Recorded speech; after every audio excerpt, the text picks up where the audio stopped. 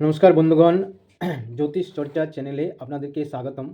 বন্ধুগণ, আমি আজকে যে বিষয় নিয়ে আলোচনা করতে যাচ্ছি তা হলো ডক্টর বিধানচন্দ্র রায়, যিনি একজন বিখ্যাত চিকিৎসক এবং সেই সঙ্গে পশ্চিমবঙ্গের প্রথম মুখ্যমন্ত্রী, first chief minister of West Bengal ছিলেন। তো ওনার জন্মকুণ্ডলী নিয়ে আজ বিচার বিশ্লেষণ করব। তো দেখুন বন্ধুগণ, ওনার যে জন্ম তারিখ আছে সেটা হলো 1 জুলাই 1882, অর্থাৎ জুলাই মাসের 1882 খ্রিস্টাব্দের 1 জুলাই তিনি জন্মগ্রহণ করেন এবং টাইম অফ বার্থ অর্থাৎ জন্ম সময় রাত্রি 10:18, 10:18 PM, আর জন্মস্থান পাটনা, বিহার। তো দেখুন বন্ধুরা, ওনার জন্মকুণ্ডলী যদি দেখা যায় তাহলে দেখুন জন্মকুণ্ডলীতে লগ্ন লগ্ন কুম্ভ লগ্ন, আর লগ্ন 24 নম্বর নক্ষত্রে। 24 নম্বর নক্ষত্র কী নক্ষত্র? শতভিসা নক্ষত্র, শতভিসা নক্ষত্র। আর চতুর্থ ভাব বৃষভ রাশি, মানে বৃষভ রাশিতে শনি, বৃহস্পতি এবং কেতু তিনটি গ্রহ বসে আছে। পঞ্চম ভাব অর্থাৎ মিথুন রাশিতে রবি এবং বুধ দুই গ্রহ বসে আছে। আর ষষ্ঠ স্থানে অর্থাৎ কর্কট রাশিতে শুক্র। আর সপ্তম স্থান অর্থাৎ সিংহ রাশিতে মঙ্গল মঘা নক্ষত্রে অর্থাৎ কেতুর নক্ষত্রে বসে আছে। এছাড়া রাহু আছে দশমে বৃশ্চিক রাশিতে। চন্দ্র যে পূর্বাষাঢ়া নক্ষত্রে অর্থাৎ 20 নম্বর নক্ষত্রে একাদশ ভাব অর্থাৎ একাদশ মানে 11 নম্বর ভাবে একাদশ ভাব ধনু রাশিতে বসে আছে, কারণ কুম্ভলগ্নের একাদশ ভাব ধনু রাশি। তাহলে বন্ধুগণ, আবার সেই সঙ্গে দেখুন ওনার জন্ম কৃষ্ণা প্রতিপদ তিথি নন্দা তিথি, আর নন্দা তিথির অধিপতি শুক্র। ওনার জন্ম পূর্বাষাঢ়া নক্ষত্রে, কারণ চন্দ্র ধনু রাশিতে পূর্বাষাঢ়া নক্ষত্রে অবস্থান করছে, সেই জন্য ওনার জন্ম পূর্বাষাঢ়া নক্ষত্রের অধিপতি শুক্র। আর শনিবারে ওনার জন্ম। ইন্দ্রযোগ, যে বিভিন্ন প্রকার যে যোগ আছে তার মধ্যে হচ্ছে ইন্দ্রযোগে ওনার জন্ম এবং বালবকরণে ওনার জন্ম।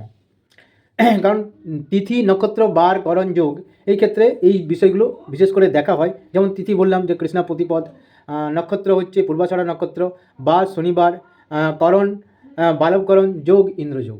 তো এই হিসাবে এইগুলো হলো। এখন আমরা কুণ্ডলী তথা ওনার যে ডক্টর বিধানচন্দ্র রায়ের যে জন্মকোষ্ঠী, সেই কোষ্ঠীতে কোন গ্রহ কীভাবে ফল দিচ্ছে সেই বিষয় নিয়ে ডিটেলসে আলোচনা করব। তো দেখুন, প্রথমেই বলি লগ্ন থেকে যে কোনো জাতকের বিচার করা হয় এবং চন্দ্র যে রাশিতে অবস্থান করে, মানে চন্দ্র থেকে অর্থাৎ চন্দ্র যেখানে অবস্থান করে সেটা হচ্ছে সেই রাশি। অর্থাৎ রাশি এবং লগ্ন, বিশেষ করে লগ্ন এবং রাশি, এই দুটো থেকেই জাতকের নিজস্ব বিষয়ে অর্থাৎ তার নিজস্ব সব কিছু বিচার করা হয়। তো লগ্ন দেখুন শতভিসা নক্ষত্রে। শতভিসা নক্ষত্র হচ্ছে, কথাটির অর্থ হচ্ছে শতভিষক, অর্থাৎ শত মানে 100, ভিষক মানে হিলার, অর্থাৎ 100 হিলার। অর্থাৎ কী হয়, শতভিসা নক্ষত্রে যদি কোনো জাতক জাতিকা জন্মগ্রহণ করে তাহলে স্বাভাবিকভাবে হতে পারে সেই জাতককে মানে ভবিষ্যতে জাতক অসুস্থ হওয়ার জন্য তাকে বারবার ডাক্তারের কাছে যেতে হতে পারে, বারবার মেডিসিন নিতে হতে পারে। অর্থাৎ তাকে পরিচর্যা করার জন্য, তাকে ট্রিটমেন্ট করার জন্য 100 জন চিকিৎসকের দরকার হবে, মানে রূপকের আকারে বললে। অথবা হতে পারে সেই জাতক নিজে কোনো চিকিৎসক, ডাক্তার অথবা হিলার, অর্থাৎ যার সংস্পর্শে মানুষজন সুস্থ হয়ে ওঠে, যার সেবা শুশ্রূষায় মানুষজন সুস্থ হয়ে ওঠে। তো স্বাভাবিকভাবেই শতভিসা নক্ষত্রে যদি লগ্ন অবস্থান করে বা চন্দ্র যদি শতভিসা নক্ষত্রে থাকে, তবে জাতক জাতিকার ডাক্তার বা হিলার হওয়ার খুবই সম্ভাবনা থাকবে। আর সেই সঙ্গে কুম্ভ লগ্ন, আমি আগেও হয়তো বলেছি, আবার বলছি, যদি কোনো ব্যক্তির জন্মকুণ্ডলিতে মানে রবি অথবা চন্দ্র অথবা লগ্ন যদি কর্কট রাশি অথবা সিংহ রাশি, মকর রাশি কিংবা ধনু, মানে মকর রাশি বা কুম্ভ রাশি, তাহলে লগ্ন, রবি, চন্দ্র এই তিনটের মধ্যে যে কোনোটি যদি কর্কট রাশি, সিংহ রাশি, মকর রাশি, কুম্ভ রাশিতে অবস্থান করে, তবে জাতক জাতিকার যাবার রাজনীতিতে যাবার খুবই সম্ভাবনা থাকে।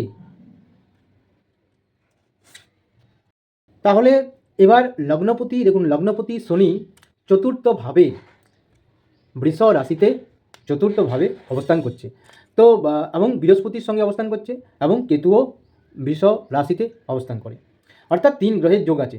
এখন দেখা যায় যে শনি কর্মকারক গ্রহ এবং এখানে লগ্নপতি, অর্থাৎ হচ্ছে কর্মকারক গ্রহ লগ্ন শনি বৃহস্পতির সঙ্গে যুক্ত আছে।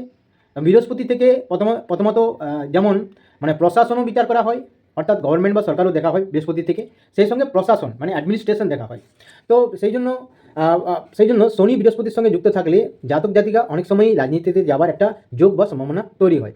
এছাড়া শনির সঙ্গে কেতুও যুক্ত আছে, আর কেতু থেকে চিকিৎসা, মেডিসিন ইত্যাদি বিষয়ে বিচার করা হয়। তাহলে কর্মকারক গ্রহ শনি, চিকিৎসার কারক গ্রহ কেতুর সঙ্গে যুক্ত থাকার জন্য ডক্টর বিধানচন্দ্র রায় মেডিসিন তথা ডক্টর তথা ফিজিশিয়ান ছিলেন এবং সার্জন ছিলেন। এবং সেই সঙ্গে বৃহস্পতির সঙ্গে যুক্ত থাকার জন্য শনি বৃহস্পতির সঙ্গে চতুর্থভাবে যুক্ত থাকার জন্য তিনি অ্যাডমিনিস্ট্রেশন অর্থাৎ পশ্চিমবঙ্গের মুখ্যমন্ত্রীও ছিলেন। তাহলে এবার দেখা যাচ্ছে চতুর্থ ভাব, পঞ্চম ভাবে দেখুন, পঞ্চম ভাব থেকে বুদ্ধিমত্তা, ইন্টেলিজেন্সি বিচার করা হয়, মেধা, প্রতিভা ইত্যাদি বিচার করা হয়। দেখুন পঞ্চম ভাবে পঞ্চমপতি বুধ স্বক্ষেত্রে অবস্থান করছে এবং পঞ্চম ভাবে রবিও, অর্থাৎ সপ্তম ভাবের অধিপতি পঞ্চমে রবি অবস্থান করছে। সেই সঙ্গে বুধ পঞ্চম ভাবের অধিপতি। এক তো পঞ্চম ভাব থেকে বুদ্ধির বিচার করা হয়, ইন্টেলিজেন্সি, মেধা, প্রতিভা ইত্যাদির বিচার করা হয়, বুদ্ধিমত্তার বিচার করা হয়। এবং বুধ নিজেও বুদ্ধিমত্তা, ইন্টেলিজেন্সি, চতুরতা, সেই সঙ্গে মেধা, প্রতিভার কারক গ্রহ। তো স্বাভাবিকভাবে পঞ্চম ভাবের অধিপতি এবং পঞ্চম ভাবকারক, অর্থাৎ পঞ্চম ভাবকারক মানে বুদ্ধিকারক গ্রহ বুধ স্বক্ষেত্রে অবস্থান হওয়ার জন্য ডক্টর বিধানচন্দ্র রায় কৃতি ছাত্র ছিলেন এবং মেধাবী, প্রতিভাবান এবং বিশেষ বুদ্ধির অধিকারী ছিলেন। তার মধ্যে ওনার মধ্যে মানে বুদ্ধিমত্তা খুব ভালো ছিল। এবার এই সঙ্গে দেখা যায় পঞ্চম ভাবের দুই দিকে, পঞ্চম ভাব মিথুন রাশি, তার দুই দিকে, একদিকে বৃহস্পতি আর অপর দিকে শুক্র, অর্থাৎ পঞ্চম ভাবের পরে ষষ্ঠভাবে শুক্র আর পঞ্চম ভাবের পেছনে চতুর্থভাবে বৃহস্পতি অবস্থান করছে। অর্থাৎ পঞ্চম ভাব এবং পঞ্চম ভাবের অধিপতি বুধ, সেই সঙ্গে রবি, দুটো শুভগ্রহ, বৃহস্পতি এবং শুক্র, দুটো নৈসর্গিক শুভগ্রহ, ন্যাচারাল বেনিফিক প্ল্যানেট বৃহস্পতি এবং শুক্রের মধ্যবর্তী। ফলে প্রচণ্ড বুদ্ধিমান, প্রচণ্ড মেধাবী, প্রচণ্ড প্রতিভাধর, প্রচণ্ড কৃতি সন্তান। সেই সঙ্গে রবির, যদি কোনো জন্মকুণ্ডলিতে রবির দুই দিকে শুভগ্রহ অবস্থান করে তো জাতক অবশ্যই জীবনে প্রবল উন্নতি করে, খুব উন্নতি করে, তার খুব নাম সম্মান, কারণ রবি হচ্ছে মান সম্মানের কারক গ্রহ, রবি বিদ্যার কারক গ্রহ, রবি অর্থের কারক গ্রহ। ফলে মান সম্মান, বিদ্যা, অর্থ সব কিছুই ওনার খুব সহজেই লাভ হয়েছিল, যার জন্য তিনি রাজনীতিতেও সফল হয়েছিলেন এবং প্রায় 12 বছর ধরে তিনি পশ্চিমবঙ্গের প্রথম মুখ্যমন্ত্রী হিসাবে 12 বছর ধরে ছিলেন। এবং তিনি একজন জনপ্রিয় ডাক্তার, বলা যায় যে ডক্টর বিধানচন্দ্র রায় যে কোনো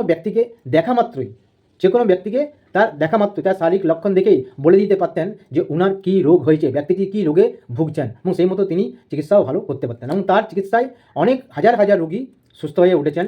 তার এমন গুণ ছিল। তার এই গুণ থাকার অন্যতম কারণ হচ্ছে যে শতবিশা নক্ষত্রে জন্ম। যে শতবিশা নক্ষত্রে যদি কোনো জাতক জাতিকা জন্মে থাকে, তার চন্দ্র শতবিশা নক্ষত্রে অথবা লগ্ন শতবিশা নক্ষত্রে হয়ে থাকে, তো সেই জাতক জাতিকা যদি চিকিৎসক হওয়ার খুবই সম্ভাবনা থাকে।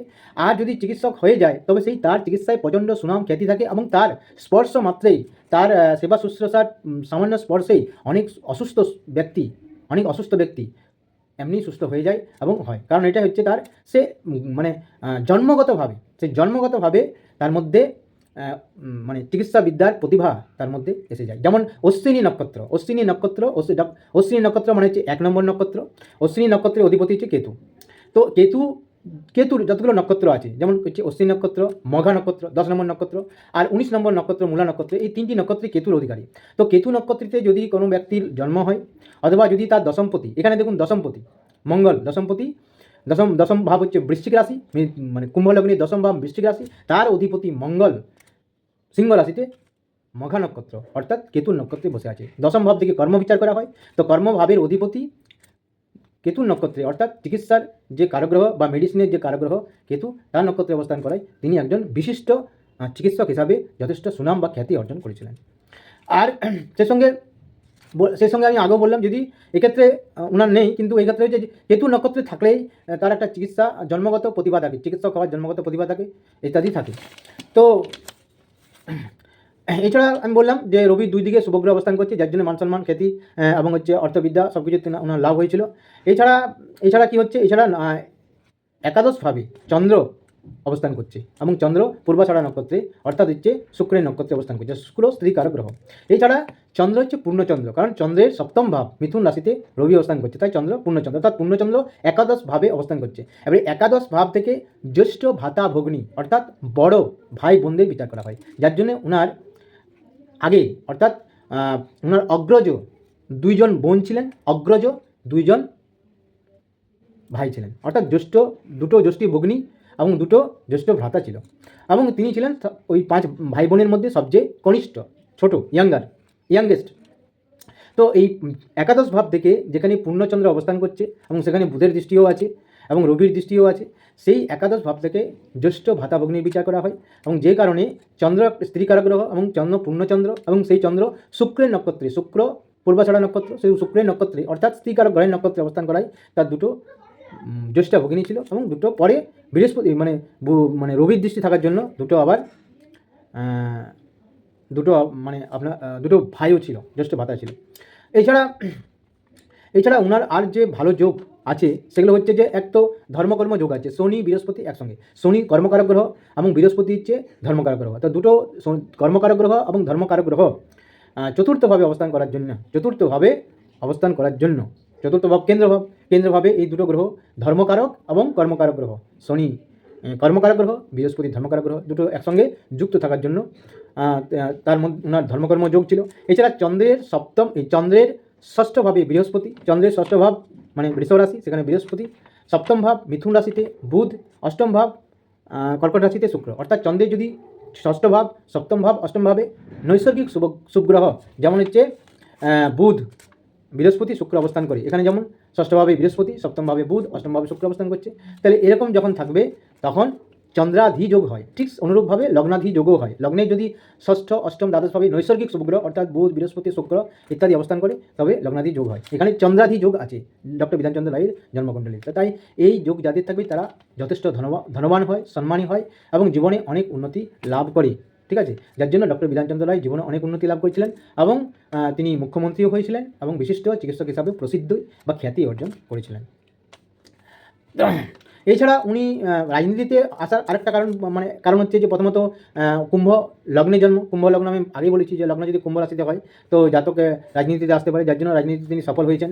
এছাড়া রবি থেকে রাজনীতি দেখা যায়, চন্দ্র থেকেও রাজনীতি দেখা যায়, কারণ রবি আর চন্দ্র দুটো হচ্ছে রাজকারক গ্রহ অর্থাৎ রয়্যাল প্ল্যানেটস, তো সেই জন্য এবং সেই রবি দুটো শুভগ্রহের মধ্যবর্তী অর্থাৎ বৃহস্পতি শুক্রের মধ্যবর্তী, চন্দ্রের দুই দিকেও আবার বৃহস্পতির দৃষ্টি একদিকে আছে, আরেকদিকে শুক্রের দৃষ্টি আছে, কারণ চন্দ্রের ষষ্ঠভাবে বৃহস্পতি, অষ্টমভাবে শুক্র আছে, তো স্বাভাবিকভাবেই চন্দ্রের দুই দিকে দুটো শুভগ্রহ বৃহস্পতি ও শুক্রের দৃষ্টি থাকার জন্য চন্দ্রও অর্থাৎ রাজকারক গ্রহ চন্দ্র বলবান, রাজকারক গ্রহ সূর্য মানে রবিও বলবান, সেই জন্য দুটো রাজকারক গ্রহ বলবান থাকার জন্য, কুম্ভ লগ্নে জন্ম হওয়ার জন্য, এছাড়া শনি বৃহস্পতি যোগ থাকার জন্য, আরেকটা হচ্ছে ইন্দ্র যোগের জন্ম অর্থাৎ তিথি নক্ষত্র বার করণ যোগ, এই যে যোগ ইন্দ্র যোগে জন্ম, ইন্দ্র যোগে যদি কোনো ব্যক্তির জন্ম হয় সেই সঙ্গে জন্মকুণ্ডলীতে যদি অনেকগুলো শুভযোগ থাকে, যেরকম ওনার এখানে অনেকগুলো শুভযোগ আছে, সেরকম যোগ থাকলে ইন্দ্রপদ অর্থাৎ হচ্ছে রাজপদ, এখানে রাজপদ বলতে এখনকার বর্তমান যুগের পরিপ্রেক্ষিতে কোনো এমএলএ, এমপি, মিনিস্টার বা মুখ্যমন্ত্রী, প্রধানমন্ত্রী, প্রেসিডেন্ট মানে রাষ্ট্রপতি ইত্যাদি হতে পারে, সেই হিসাবে তিনি ভারতে মানে পশ্চিমবঙ্গের প্রথম মুখ্যমন্ত্রী ছিলেন। এছাড়া দশম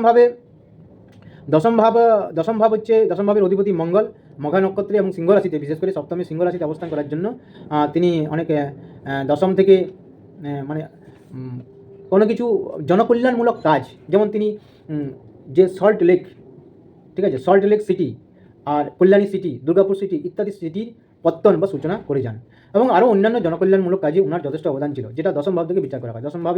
দশম ভাবের অধিপতি মঙ্গল সিংহ রাশিতে অবস্থান করছে এবং হচ্ছে এটা একটা জনকল্যাণমূলক কাজের একটা উদাহরণ। তো বন্ধুগণ, আমার এই ছোট্ট ভিডিও যদি আপনাদের ভালো লাগে, ডক্টর বিধানচন্দ্র রায়ের যে জন্মকুণ্ডলী সেই বিষয়ে বিশ্লেষণ করলাম, যদি আপনাদের ভালো লাগে তো আমার এই ভিডিওটা অবশ্যই লাইক করবেন, শেয়ার করবেন এবং কমেন্ট করবেন, এবং এই ভিডিও আমার এই যে ছোট্ট চ্যানেল আছে সাবস্ক্রাইব করে জ্যোতিষ চর্চা চ্যানেলটিকে অবশ্যই সাবস্ক্রাইব করে দেবেন। নমস্কার।